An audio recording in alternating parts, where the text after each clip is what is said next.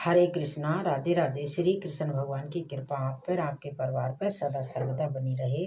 श्री कृष्ण कहते हैं कि किसी भी इंसान के लिए अपमान का घूंट जहर के घूंट से भी कहीं ज़्यादा खतरनाक होता है।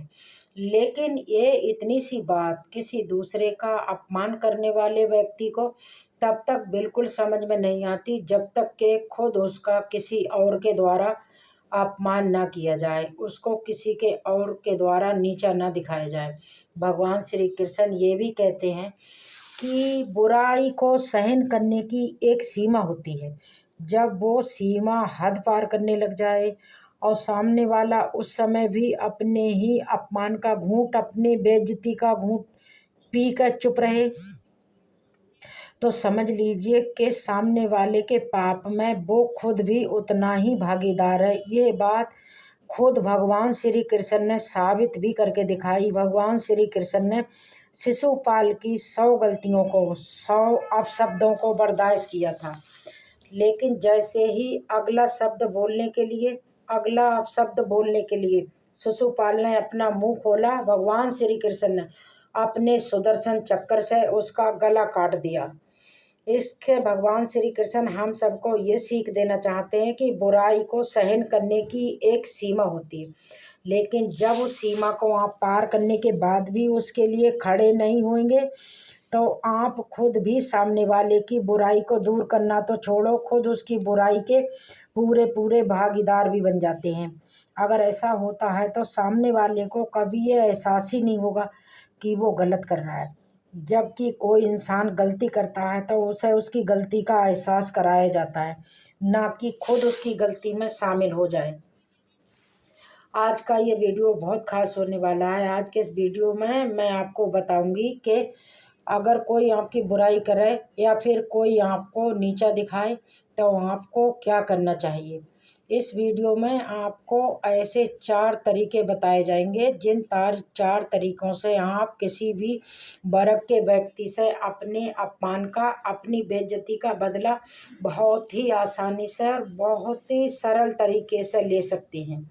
कई बार ऐसा होता है कि सामने वाला हमसे उम्र में इतना बड़ा होता है कि हम उसके अपमान का बदला नहीं ले सकते। कई बार ऐसा होता है कि सामने वाला हमसे छोटा होता है, हम उस पर दया करके उसके बुरे शब्दों को बस अपने अंदर ही समेट के रख लेते हैं, कोई जवाब नहीं देते।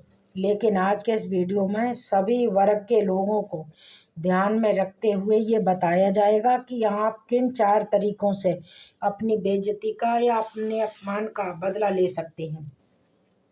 तो आइए स्टार्ट करते हैं वीडियो। भगवान श्री कृष्ण कहते हैं कि दुष्ट व्यक्ति जो होता है वो अपनी बड़ी से बड़ी बुराई नहीं देख सकता, लेकिन दूसरों की छोटी से छोटी कमी ढूंढने के लिए उसको माइक्रो का इस्तेमाल क्यों ना करना पड़े, लेकिन वो करता है। पहला स्टेप, जब भी कभी कोई आपकी बुराई करे, कभी भी आपको अपना बचाव नहीं करना है।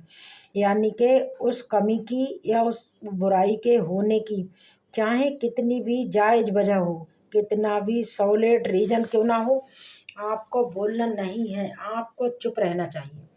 दूसरा स्टेप, सामने वाला जब आपकी बुराई करे और वो बुराई चाहे वो कितनी भी गलत क्यों ना हो और चाहे आप सामने वाले को पलट के जवाब देने की पूरी क्षमता रखते हों, लेकिन आपको पलट के जवाब नहीं देना चाहिए, चुपचाप सुनते रहना चाहिए।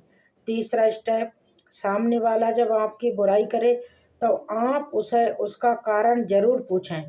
यानी सामने वाले ने जब आपकी बुराई की तो आप उससे ये ज़रूर पूछिए कि मेरी किन बातों से या किन गलत वजहों से आपको ऐसा लगा कि मेरे अंदर ये कमी है या बुराई है।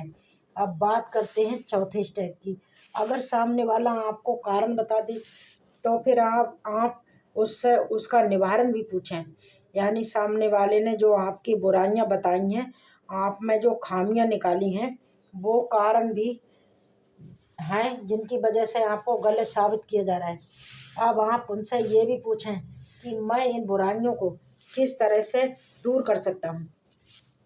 अब देखिए, ये चौथा स्टेप है ना, ये सबसे ज़रूरी स्टेप है, क्योंकि इसी स्टेप से हमें ये मालूम चलता है कि सामने वाला आपके बारे में क्या सोचता है, क्या धारणा रखता है। क्या सामने वाला आपको सिर्फ नीचा दिखाना चाहता है, या फिर वो आपकी कमियों को दूर करके आपको एक बेहतर इंसान बनाना चाहता है। अगर सामने वाले की इंटेंशन सही है, धारणा सही है, और वो हमें सही उदाहरण या सही निवारण दे रहा है, तब वो जो कुछ भी कह रहा है हम उसको फॉलो भी करेंगे और उसको धन्यवाद भी देंगे।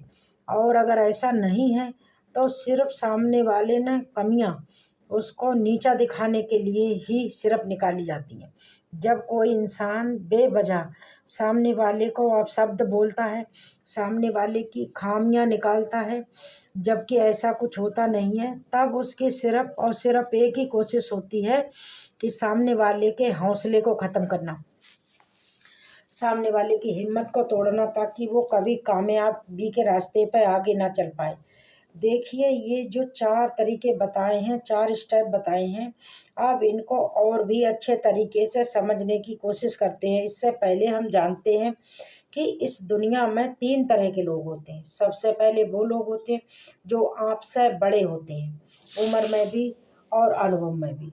दूसरे वो लोग होते हैं जो आपके बराबर के होते हैं, और तीसरे वो लोग होते हैं जो आपसे छोटे होते हैं, ओहदे में भी और उम्र में भी। तीनों से अलग अलग तरह से का व्यवहार किया जाता है। जो सबसे पहले वाले लोग होते हैं, यानी जो उम्र में भी बड़े हैं और जो अनुभव में भी बड़े हैं, वो या तो आपके पिता होंगे, आपके गुरु होंगे, आपके बॉस, या आपके कुछ ऐसे लोग जो आपसे कहीं ज़्यादा कामयाब होंगे। देखिए, जब भी इस श्रेणी के लोग आपकी बुराई करते हैं, आपको अपना नहीं करते, आपका अपमानित करते हैं, आपको नीचा दिखाने की कोशिश करते हैं, तो आपको पहले 4 स्टेप फॉलो करने हैं। यानी कि ना तो अपने बचाव की कोशिश करो, हमला भी मत करो, चाहे आप उसमें सक्षम हो, बस उनसे कारण पूछो और निवारण पूछो। इस चीज़ को भी समझ लो कि इस तरह के लोगों की सबसे बड़ी खासियत ये रहती है कि ये लोग जिस बात को कहते हैं, जिस बुराई को बताते हैं, कभी कभी 8-10 साल तक या कभी कभी 15-20 साल तक भी वो हमें समझ में नहीं आती। पर जब हमें समझ में आती है तो पता चलता है कि वो बिल्कुल सटीक होती है। ऐसे लोगों के साथ कुछ तो दुनियादारी की समझ होती है और कुछ उनका अनुभव होता है। इसलिए इस तरह के लोगों को नीचा दिखाने की बात तो आप अपने दिमाग से निकाल दीजिए। इस तरह के लोगों से ऊंची आवाज़ में भी बात करना बुरा है। अब आजमाते हैं दूसरी कैटेगरी के लोग, और इसमें वो लोग आते हैं जो हमारी बराबरी के होते हैं, यानी हमारे जान पहचान के, हमारे जिनके साथ हम काम करते हैं, और हमारे रिश्तेदार भी इस कैटेगरी में आते हैं। जब भी इस कैटेगरी के लोग आपकी बुराई करते हैं या आपको नीचा दिखाते हैं, तो पहले 4 स्टेप फॉलो कर लीजिए। उसके बाद उनकी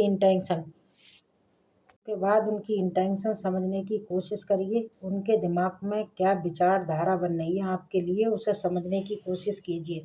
अगर आपको उनकी इंटेंशन बिल्कुल सही लग रही है तो आप उनको बिल्कुल फॉलो कर सकते हैं। अगर आपको लगता है कि उनकी इंटेंशन सही नहीं है, यानी आपको ये लग रहा है कि सामने वाला जिस बात को कह रहा है वो केवल और केवल आपको नीचा दिखाने के लिए ही कह रहा है, तो फिर आप उसको नीचा दिखा सकते हो। मगर आपको इतना ध्यान ज़रूर रखना है कि जब भी आप किसी को नीचा दिखाते हैं उसके सामने वाले के बदले के लिए, तो आपको इतना ध्यान ज़रूर रखना है कि आपको अपनी वाणी पर संयम रखना है, अपना मानसिक संतुलन रखना है।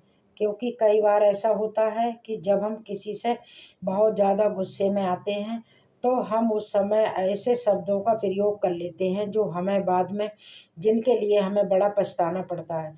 और ऐसा सिर्फ इसलिए होता है कि हम अचानक से बहुत ज़्यादा गुस्से में आ जाते हैं।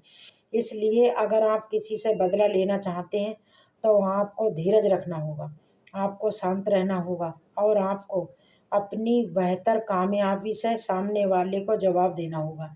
और यकीन मानना, आपका इस तरह का जवाब आपके गुस्से वाले जवाब से ज़्यादा जहरीला और घातक होगा। मैं आपसे बस एक छोटी सी बात बोलना चाहती हूँ कि ज़िंदगी आपकी है, आप इसे जैसे जीना चाहते हो वैसे जियो, और आप इन नियमों से आप अपनी ज़िंदगी को बेहतर बना सकते हो। अब कोई सामने वाला क्या कर रहा है, क्यों कर रहा है, उसे क्या करना चाहिए या क्या नहीं करना चाहिए, ये सब सोचना आपका काम बिल्कुल नहीं है। आप केवल सिर्फ अपने काम से काम रखिए और अपने लक्ष्य की ओर, अपने कामयाबी की तरफ बढ़ते रहिए। बुराइयां और गलतियां दूसरों की बताते रहिए और अपनी भी सुनते रहिए। एक खास बात ये भी होती है, अगर सामने वाला आपके बारे में कुछ बोल रहा है, आपके कुछ खामियां बता रहा है, चाहे वो गलती क्यों ना हो, लेकिन एक बार आपको उसकी बातों पर गहराई से ज़रूर विचार करना चाहिए। हो सकता है कि एक विचार आपके कुछ बहुत बड़ा बदलाव कर दे, आपको बहुत ज़्यादा सही दिशा दिखा दे। इसलिए ऐसा करना भी कभी कभी हमारे लिए बहुत फ़ायदेमंद होता है। जानते हैं क्यों? हम जिस समाज में रहते हैं, उस समाज में हमारे चारों तरफ जो लोग रहते हैं, उनमें से बहुत सारे लोगों का सिर्फ यही काम होता है कि जो भी इंसान अपनी ज़िंदगी में कामयाबी के रास्ते पर निकल चुका है, जो इंसान कामयाब होना चाहता है, उसके रास्ते में रोड़े पैदा करना। क्योंकि कुछ लोग ऐसे होते हैं जो सामने वाले को कभी तरक्की करते हुए नहीं देखना चाहते। ये आज हमारे समाज की बड़ी ही दुखद सच्चाई है, और आप भी इस बात से नकार नहीं सकते, क्योंकि आपने भी अपने चारों तरफ ऐसे बहुत सारे लोग देखे होंगे। लेकिन पता है कि लोगों की तरफ अगर आप ध्यान देना ही छोड़ दोगे, अगर आप इनकी बातों को सुनना ही छोड़ दोगे, तो ये एक दिन खुद ब खुद आपके रास्ते से अलग हो जाएंगे। और आप जितना इनकी बातों पे ध्यान दोगे और जितना इनकी बातों को सुन के आप दुखी रहोगे, ये उतना ही ज़्यादा उनकी बात है और ऐसे लोग आप पे हावी होते चले जाएंगे, और आप धीरे धीरे एक तनाव भरी ज़िंदगी का शिकार हो जाएंगे। एक दुखी मन और एक दुखी इंसान जिंदगी में कभी कुछ हासिल नहीं कर सकता, बल्कि एक दुखी इंसान अपने से जुड़े लोगों को भी दुखी करता है। क्योंकि प्रकृति का नियम यही है कि जो इंसान के पास होता है वो इंसान दूसरे लोगों को वही बांटता है। अगर एक आप खुश मिजाज इंसान हो और अपने अंदर ही अंदर खुश रहते हो, तो यकीनन आपके चारों तरफ के लोग जो आपसे जुड़े हुए हैं, आपकी संगति में रहते हैं, वो लोग भी खुशी रहते हैं, क्योंकि आप उन्हें वही बांट रहे हैं जो आपके पास है, और वो हैं खुशियाँ। लेकिन वही दूसरी तरफ आप परेशान हो, दुखी हो, तो आपसे जुड़े हुए लोग भी कुछ दिनों के बाद धीरे धीरे आपसे दूर होने लग जाते हैं। क्यों? क्योंकि आप उन्हें खुशियाँ नहीं बल्कि उन्हें परेशानियाँ बांटते हो। एक हद तक सामने वाला इंसान आपकी परेशानी सुनता है, उसके बाद ये खुद भी दुखी होकर बोलता है, अरे उसके साथ रहने से क्या फ़ायदा है, वो तो हमेशा कोई ना कोई रोना ही रोता रहता है। उसकी बातें सुन के हम भी परेशान हो जाते हैं। तो कोशिश करिए, अपने दिल को खुश रखिए, खुश मिजाज बन के रहिए अपनी ज़िंदगी में, ताकि आपके चारों तरफ के लोग जब परेशान हुए, जब किसी तनाव में हो, तो आपको याद करें। हमेशा एक बात याद रखना कि मैदान में हारा हुआ इंसान फिर भी जीत सकता है। जो अपनी हिम्मत हार देता है, अपनी दिल से हार मान लेता है, वो इंसान ज़िंदगी में कभी भी कोई छोटी से छोटी कामयाबी हासिल नहीं कर सकता। जीवन में कोई भी चीज़ या कोई काम मुश्किल नहीं होता, बस कुछ कमी रह जाती है तो हमारे दृढ़ संकल्प की, हमारे निश्चय में। जैसे मैं एक छोटा सा उदाहरण देती हूँ, कोई किसी इंसान को सिगरेट पीने की बहुत बुरी लत लग गई है, उसे लगता है कि वो सिगरेट कभी नहीं छोड़ सकता, लेकिन जिस दिन उसने अपने मन में ये बात बिठा ली, कि अनुभव अपने दिल को करा लिया कि जो सिगरेट ना पीने में जो सुख है, वो सिगरेट पीने के सुख से कहीं ज़्यादा है, तो वो स्वाभाविक रूप से छूट जाती है। यानी कि जब तक अपने मन में ठान लेता, अपने मन को ये नहीं समझाता कि ये काम उसके लिए अच्छा है या बुरा है, तब तक वो उस चीज़ से कभी पीछा नहीं छोड़ा पाएगा। अगर आप अपने अंदर की कुछ बुराइयों को जानते हैं, तो अपने मन को समझाइए, मन एक दिन ज़रूर समझता है। आखिर मन आपका गुलाम है, ना कि आप मन के गुलाम हैं।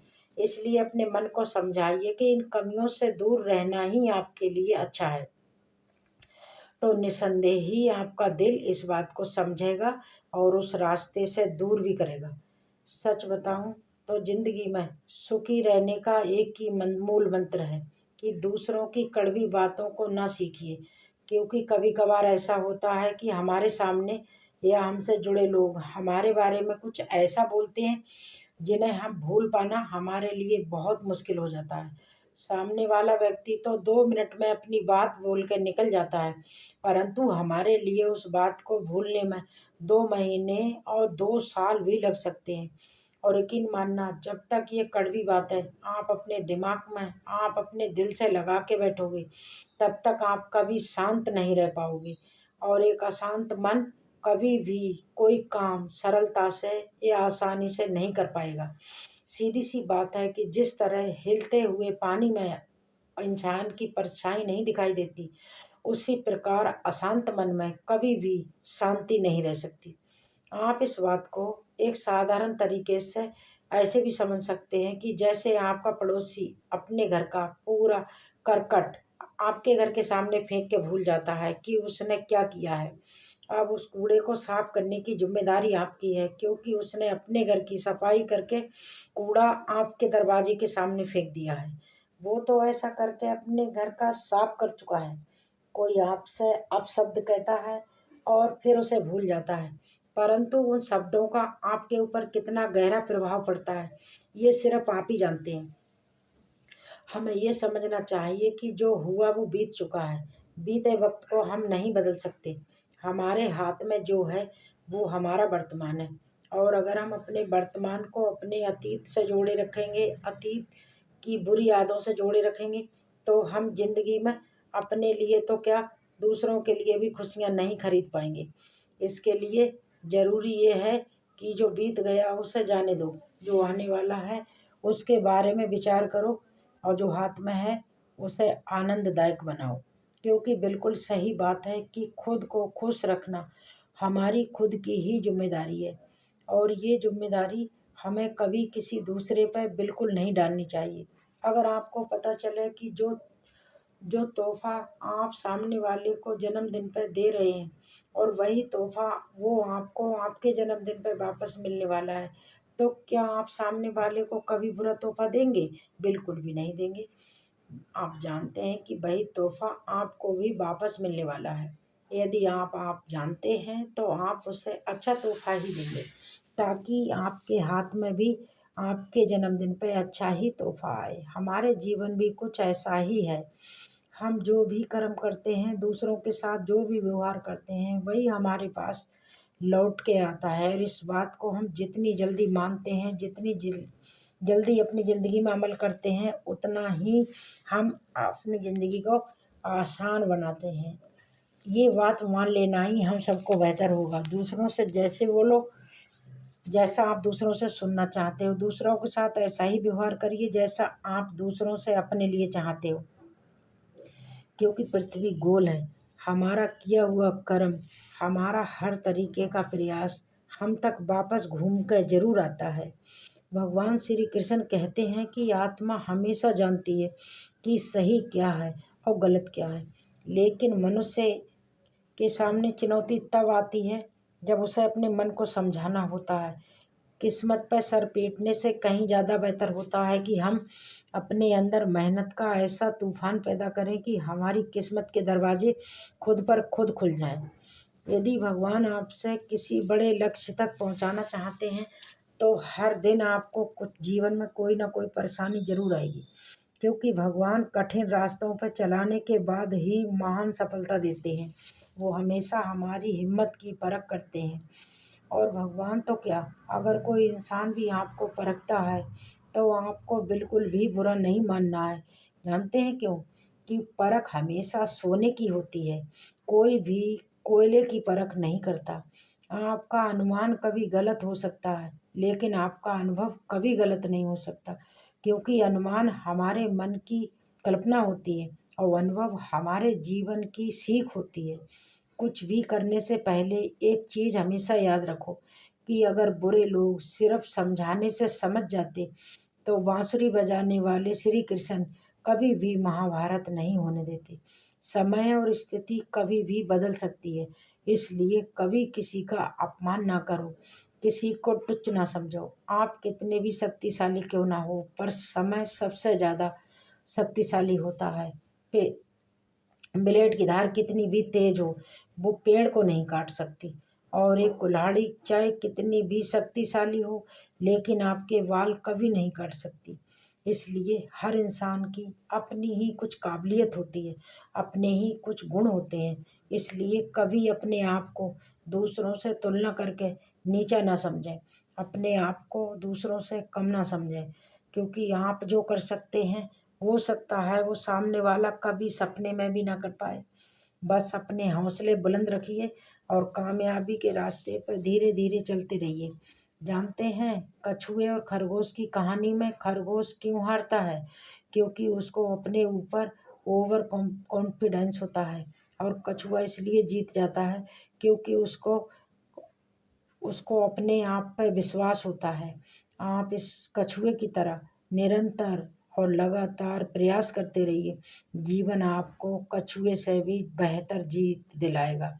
आशा करती हूँ आपका को मेरा वीडियो पसंद आया होगा। अगर मेरा वीडियो पसंद आया हो तो प्लीज़ प्लीज़ मेरे चैनल को सब्सक्राइब कर दीजिए, ताकि मेरे आने वाले सारे वीडियोस आपको आसानी से प्राप्त हो सकें। तब तक के लिए आप सभी कृष्ण भक्तों को मेरा राधे राधे, हरे कृष्णा।